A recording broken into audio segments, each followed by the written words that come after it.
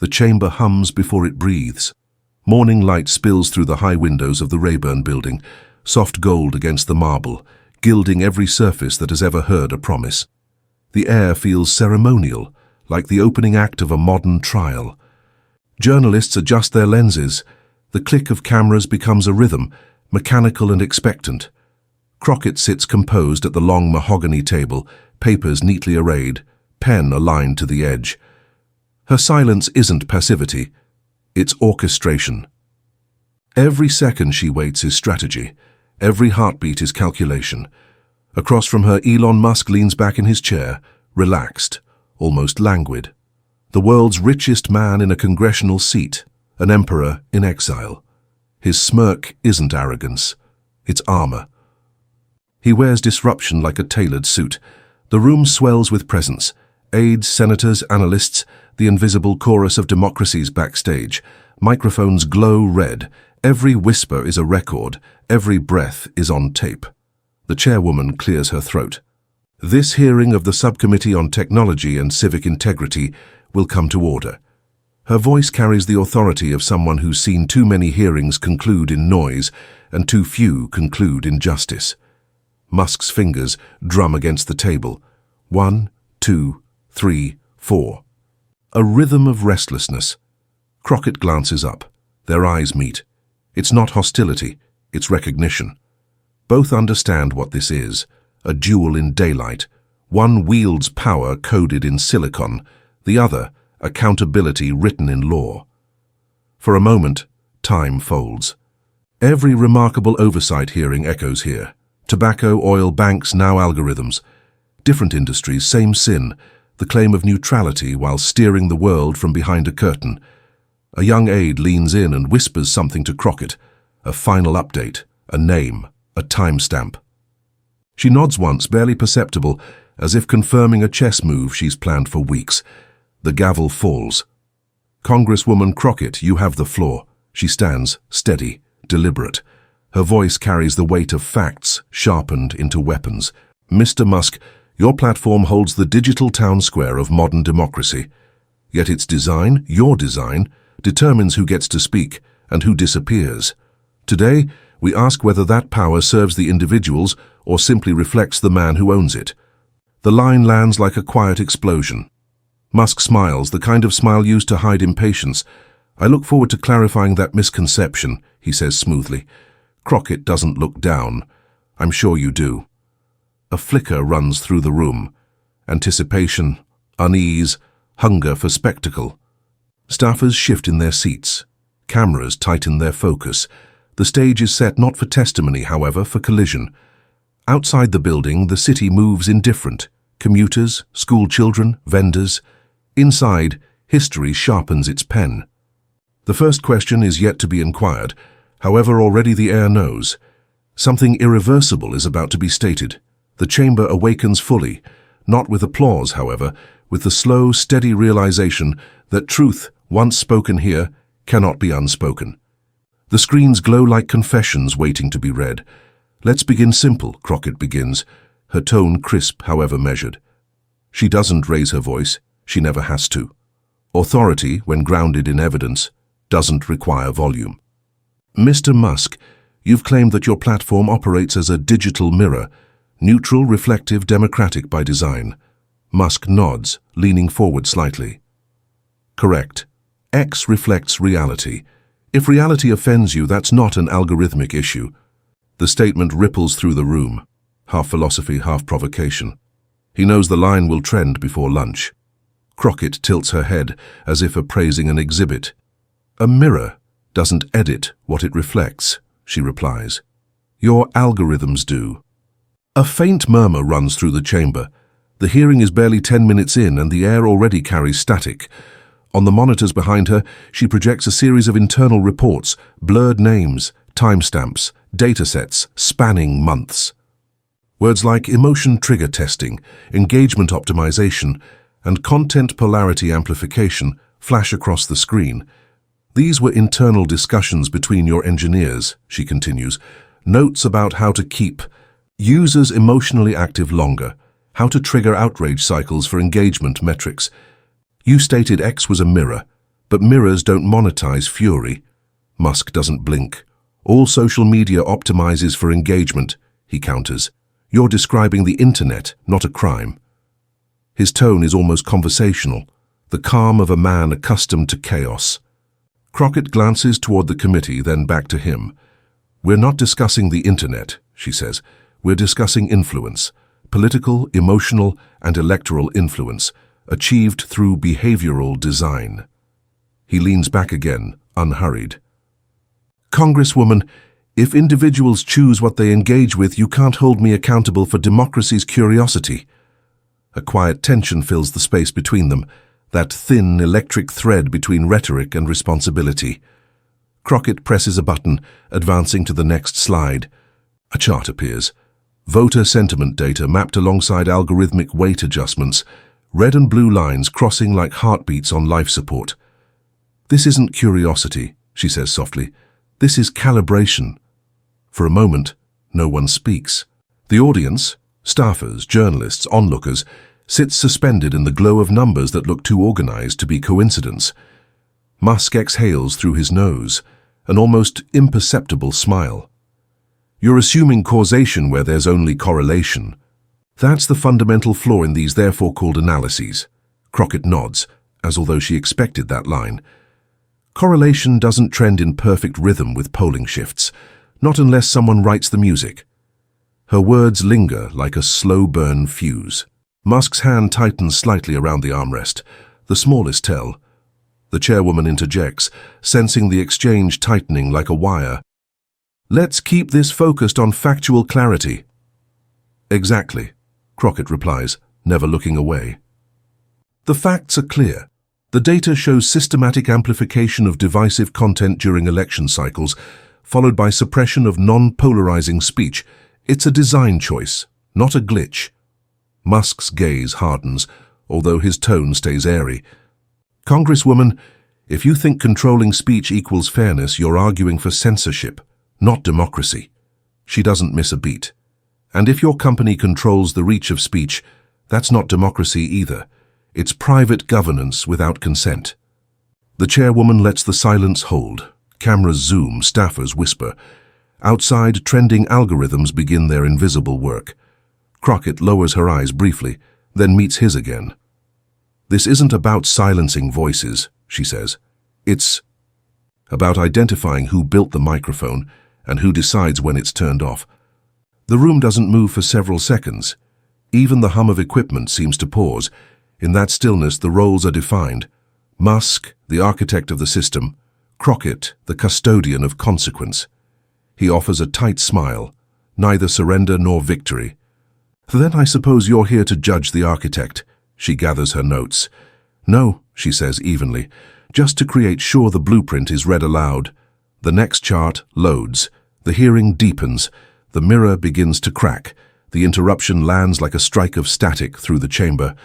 Crockett's question, mid-flight, measured, already drawing blood, is cut off by Musk's voice. Sharp, amused, perfectly timed for the cameras. Congresswoman, that's a gross misunderstanding of how code works. His tone is part lecture, part performance. A few members smirk. Others glance down, pretending not to pick a side. She doesn't flinch. Her eyes rise slowly from the notes, like a judge reconsidering the sentence. The silence after his words stretches, deliberate, dangerous. It's the kind of silence that rearranges power in real time. Then enlighten me, she says. The room tilts. Musk adjusts his tie, leaning forward, hands folded. Algorithms don't have politics, he explains, his rhythm controlled, CEO precise. They respond to data, to individuals. If bias exists, it's in human behavior, not in the platform. The staffers behind him nod as if on cue. The cameras pan, searching for reactions. Anything that can be clipped, edited, reframed. Crockett doesn't interrupt. She lets him finish every line, every carefully constructed syllable meant to sound like reason. Then she presses a single button on the tablet before her. The monitors behind the dais flicker to life. Charts, screenshots, metadata trails glowing in blue and white. Then explain this, she says. A graph climbs like a heartbeat. 1. Algorithmic change. one subtle reweighting of engagement, timed with a political rally. The spike in visibility favors one ideology, one candidate. Her tone remains calm, surgical. Your mirror seems to have a preference. Musk shifts. His face doesn't betray irritation, only calculation, the quick recalibration of a man who has built empires from chaos. You're cherry-picking, he says. Every company runs tests.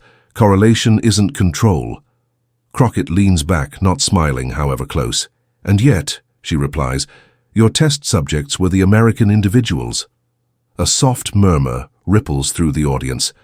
The journalists in the gallery stop typing for a beat. It's no longer a hearing. It's an inquest. Musk's tone drops lower, quieter, his words aimed less at her and more at the record. Congresswoman, if you regulate speech under the guise of fairness, you conclude up silencing democracy itself. She lets the irony breathe. And if one man's algorithm shapes what democracy hears, whose voice remains? The question hangs between them like smoke. No one moves. In that silence, the hearing becomes theater. Truth versus charisma, law versus ownership. Crockett knows she's not trying to win applause. She's trying to carve a fact into history before it's recoded out of existence. Musk knows it too. He stares back, unblinking, not defeated, however recalculating. The look of a man who doesn't lose, only delays. The chairperson bangs the gavel to restore order, however the spell lingers. The power dynamic has shifted, not visibly, not officially, however enough that everyone in the room can feel it. Crockett closes her folder, her expression unreadable. She's stated enough for the transcript to carry. Musk leans back, smirking again. However, the performance costs him. The cameras capture the moment, the microsecond where certainty becomes defense. Outside, the hallway fills with aides already drafting tomorrow's headlines. Inside, the silence holds. The interruption, meant to dominate, has instead exposed control's weakness. The require to be heard above truth. The question lands like a verdict disguised as curiosity. Mr. Musk, Crockett says, her voice almost gentle, if democracy is trending, who gets to edit the trend? It's not shouted, it's delivered. Every syllable precisely paced, calibrated to echo in the transcript and the nation's conscience. The room freezes. Even the air seems to lose momentum. Journalists stop typing mid-sentence. A camera's red light flickers. The silence feels physical, like pressure against the chest. Musk straightens slightly, a man too familiar with high-stakes silence to let it rattle him. We don't edit trends, he replies. His words are calm, almost tender. People choose what matters. The algorithm simply follows them. Crockett steps closer to the microphone. But individuals can't choose what they never see. It's not an accusation. It's an anatomy of power. The monitors flash again, screenshots of internal moderation directives, keyword lists, platform-wide visibility toggles, each labeled temporary measure, each carrying the unmistakable fingerprints of editorial intent. You explained the public you liberated speech, she continues, but liberation without transparency isn't freedom. It's manipulation wearing a costume. Musk exhales, softly amused. I sound like someone who thinks speech should come with government instructions. She tilts her head, eyes narrowing simply enough to register disbelief. And you sound like someone who thinks responsibility ends at the upload button. A ripple of unease runs through the chamber. Members of the committee shift in their seats, caught between ideology and evidence, spectacle and duty. He leans forward, voice lowering, confidential now. Do you truly believe truth can be engineered? That humans are therefore fragile. They require protection from their own curiosity. Crockett's gaze holds steady. Truth doesn't require protection, she says. But democracy does. For the first time, the veneer of composure on Musk's face falters, not broken, however hairline fractured. The smirk is still there, however less certain, more reflex than conviction. She slides another document across the table, a message log between senior moderators, time-stamped hours before a national debate. A single phrase is highlighted, pause visibility, too volatile.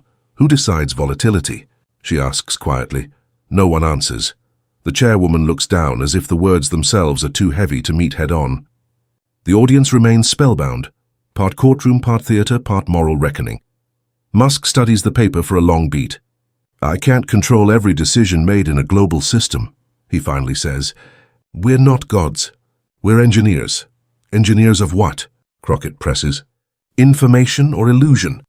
The pause that follows is longer than the question deserves, the kind that grows roots. He doesn't respond. Not since he's cornered, however, since he knows silence can wound more subtly than speech. Across the chamber, one of the aides mutters to another, "This is the clip." He's right. The exchange will live longer than the hearing. Replayed, reframed, reinterpreted until it becomes digital scripture. Crockett leans back slightly, her tone cooling, transitioning from confrontation to reflection. "Democracy isn't a market, Mr. Musk, it's a covenant. And covenants can't be optimized." He raises an eyebrow. "You can't legislate human nature." "Maybe not," she replies. "But we can hold accountable those who profit from shaping it." For a fleeting instant, the camera catches his expression, the faint trace of respect beneath the irritation. Two players at the same table, both aware that power has no permanent owner, only temporary custodians. The chairwoman taps the gavel softly. "Let's move to the next question." But no one moves, not yet. The echo of Crockett's challenge lingers, not in the microphones, however in the private reckoning of everyone who heard it. The spectacle dissolves into something quieter, more dangerous understanding, because beneath all the data, all the deflection and all the noise, her question still breathes in the air. If democracy is trending, who edits the trend, and who benefits from the silence? The room fractures, not loudly, not theatrically, however, like glass under pressure. The hearing that started as a forum has become a fault line. Ideology seeps through the cracks.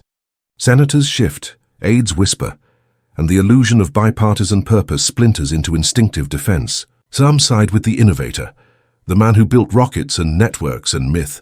Others find their faith leaning toward the congresswoman, the quiet gravity of someone who still believes truth has borders. The chairwoman's voice cuts through the hum. "Order, please." Her gavel hits once, not for control, however, for survival. The chaos has an intelligence of its own. Musk leans back again, posture relaxed, however, jaw tight. "Congress," he says, "doesn't understand how innovation works. You can't regulate curiosity. You can't legislate creativity." A senator from the majority nods vigorously. "We can't punish success since we fear change."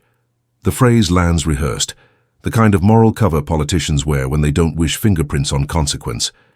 Crockett doesn't interrupt. She lets them talk, the chorus of power rationalizing itself. Her hands rest flat on the table, the embodiment of stillness amid spin. The silence she maintains becomes a blade sharper than argument. When she finally speaks, it's not a rebuttal, however, a question to the room. "If innovation excuses everything, what's left to govern?" The senator's smile falters. Cameras swing from one side to another, hunting tension. The spectacle has evolved.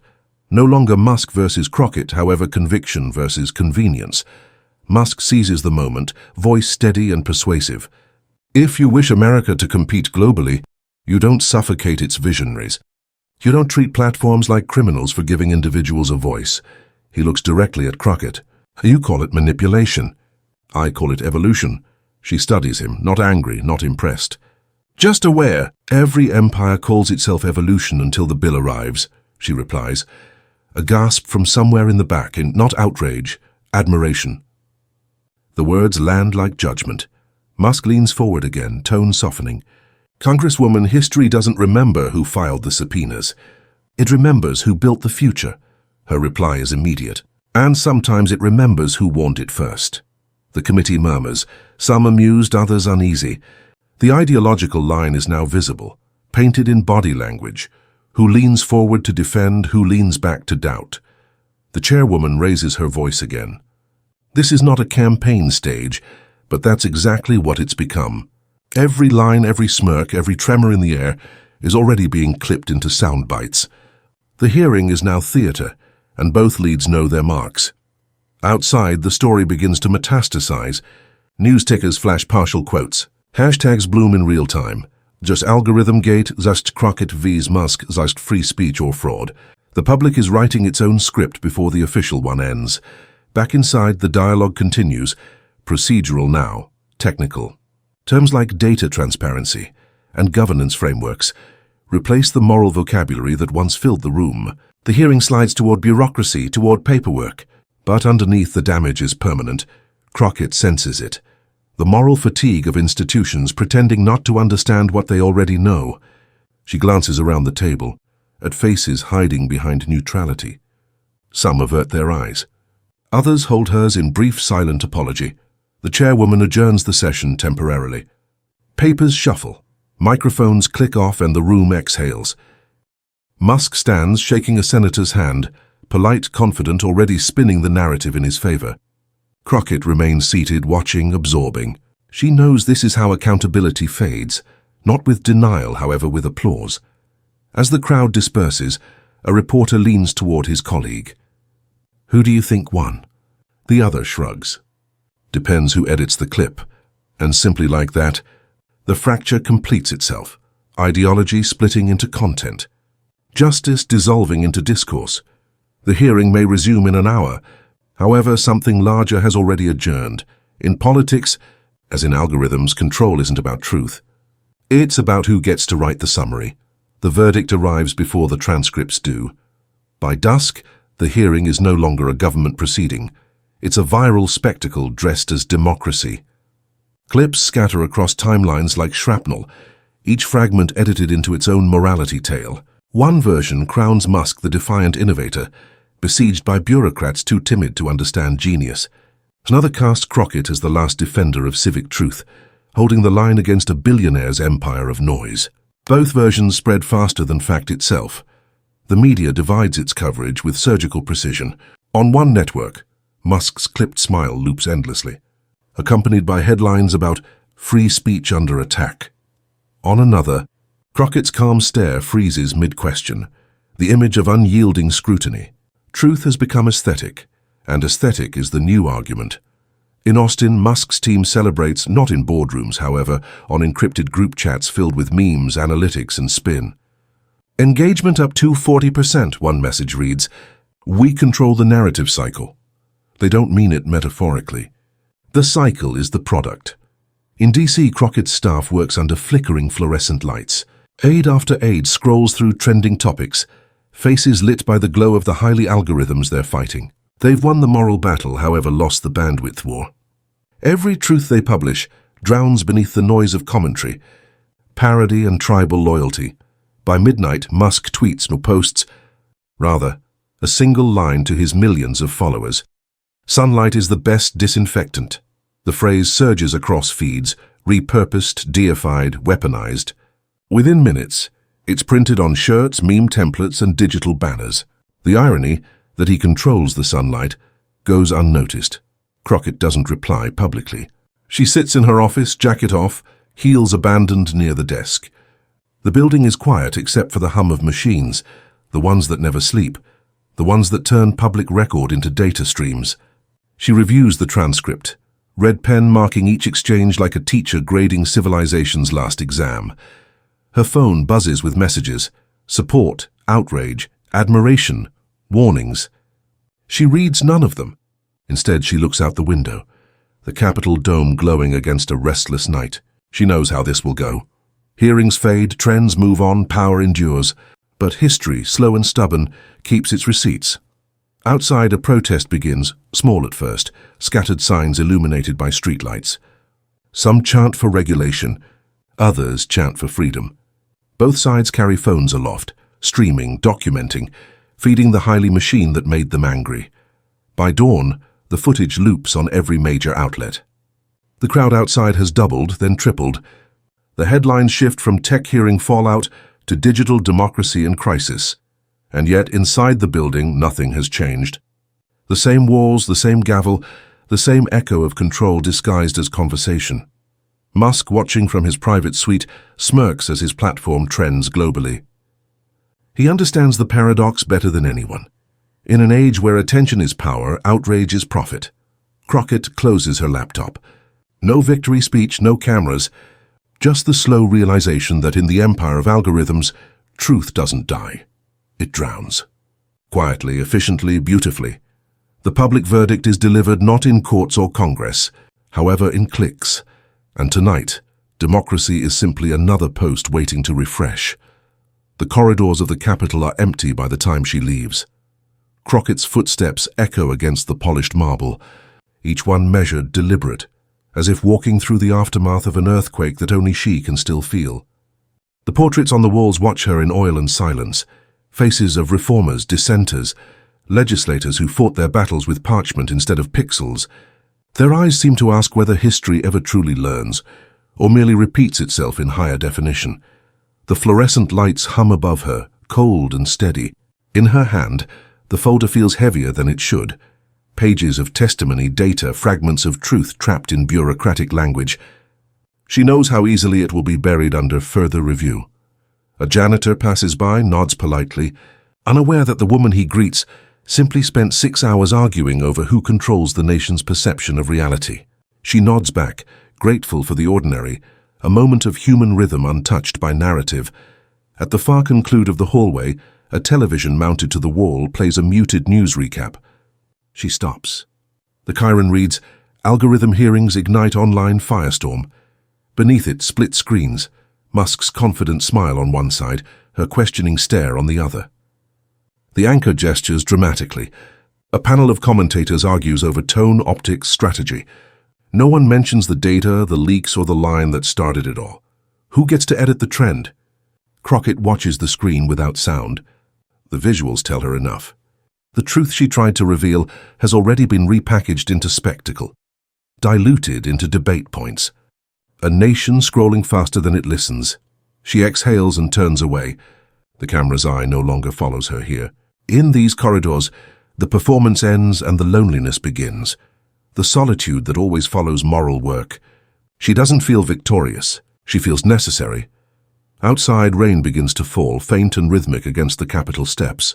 She steps into it without opening her umbrella. The air smells like stone and static. A cleansing she didn't ask for, however, accepts. Across the plaza, the Washington Monument stands in silhouette, tall and silent, like a metronome marking the slow pulse of a weary democracy. Her aide catches up, breathless. "Ma'am, they're saying you won the hearing." Crockett smiles faintly, eyes still on the monument. "No one wins hearings," she says. "You simply buy time before the next one." The aide hesitates, unsure whether to respond. She doesn't require one. The line isn't cynicism. It's realism. The kind that comes from seeing how truth competes with entertainment in the marketplace of outrage. As they descend the steps, lightning flickers somewhere over the Potomac, illuminating the wet marble for an instant. It looks like a flashbulb, a reminder that even now, someone, somewhere is filming. Crockett pauses at the bottom, looks back at the building and whispers, to herself, to history, to the silence that keeps score. Every empire begins with invention and ends with denial. The rain intensifies. The aide opens an umbrella over her. However, she waves it away. The water streaks down her face, cleansing, unmasking, honest. For the first time that day, she allows herself to feel it.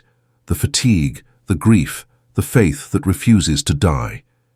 She takes one last look at the Capitol's lighted windows, then walks into the night. Behind her, democracy flickers on another screen. Ahead, only the rain and the faint echo of a promise that truth, although drowned, always finds air again.